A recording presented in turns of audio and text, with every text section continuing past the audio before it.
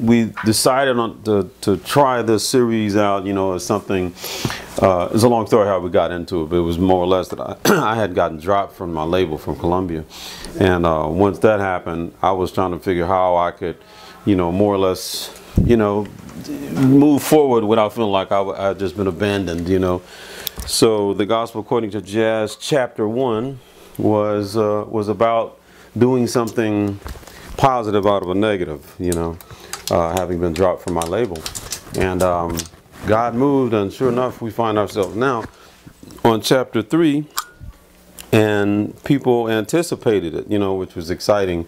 To think that people would be waiting for you to do something, you know, like, when are you doing Chapter 3? When are you doing Chapter 3? From Nigeria, from, you know, Australia, from Tokyo, from London, you know, people asking. So that is an awesome, awesome thing, especially considering I never knew exactly what I wanted to do, except that I knew I wanted to minister, you know, following my dad's footsteps, I guess. And as well, I wanted to use my music, you know, to bring God glory.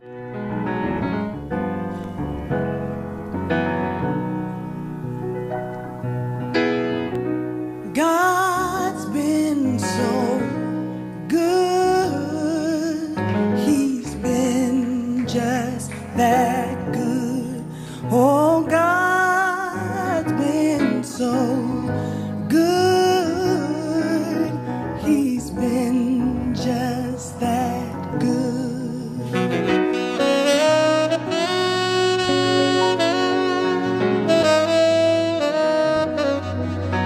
He's been just that good.